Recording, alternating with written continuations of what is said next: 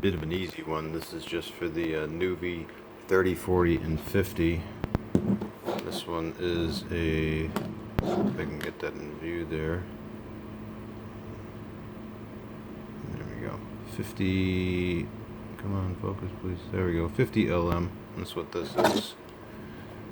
And this is concerning, focus again, there we go. Turn preview, which is this.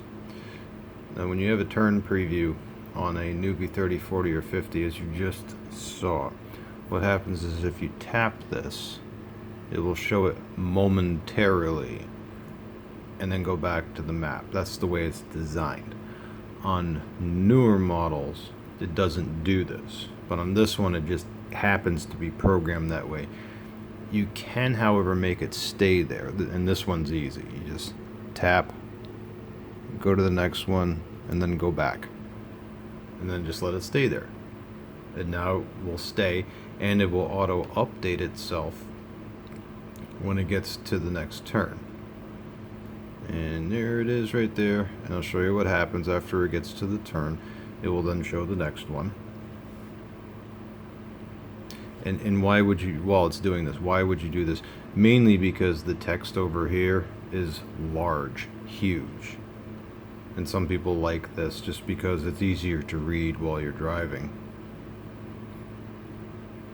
There it goes. And then it will show the next one. And then when you want to go back, you just hit the back button. Also note that in this view, it doesn't show the junction unless you actually tap this, and then it will show this part.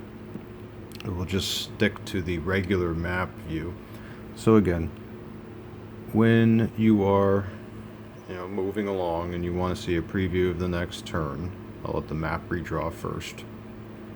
There it goes.